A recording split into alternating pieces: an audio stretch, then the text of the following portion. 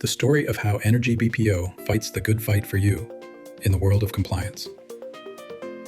Hi, my name is Dan Rieke. I'm the Compliance Director at EnergyBPO, and I handle engineering, deployment, and oversight of compliance in both marketing and customer privacy for EnergyBPO, for its clients and its vendors.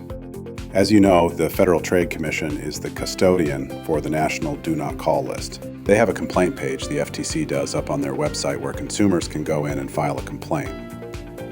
Companies can go on there and freely download those complaints. And in those complaint downloads, it doesn't tell you who the person was or their phone number, but it does give you the date and it gives you the caller ID number that called them, which is very useful because you can look at those caller ID numbers and see if it was your company.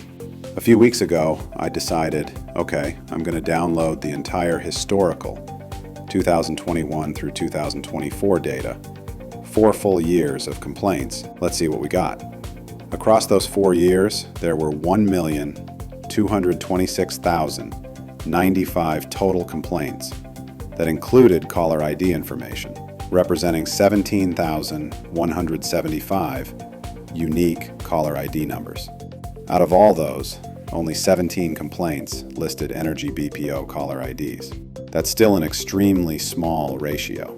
And remember, those numbers don't even account for how many calls we've made during that same period. We've made millions of calls since EnergyBPO began operations, and those millions of calls resulted in just 17 complaints naming our caller IDs. I want to put that in perspective for you so you can see just how remarkable that is. My office here at EnergyBPO is located in Las Vegas, and most of you business people out there, you've been to Vegas. You know what a great city it is. Wonderful place to have conventions and so forth.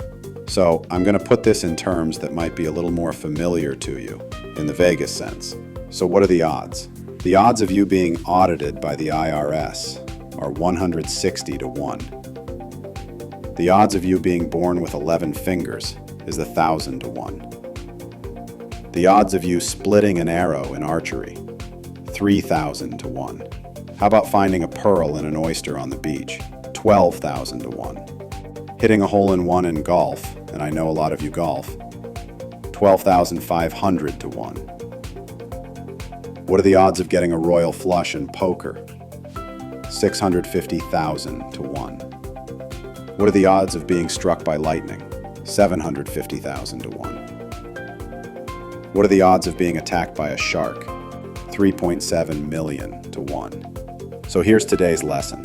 You have a better chance of being audited by the IRS, born with 11 fingers, splitting an arrow, finding a pearl in an oyster, hitting a hole-in-one, getting a royal flush, being struck by lightning, and attacked by a shark, than you do of being complained about to the Federal Trade Commission if you're doing your telemarketing and customer service with EnergyBPO.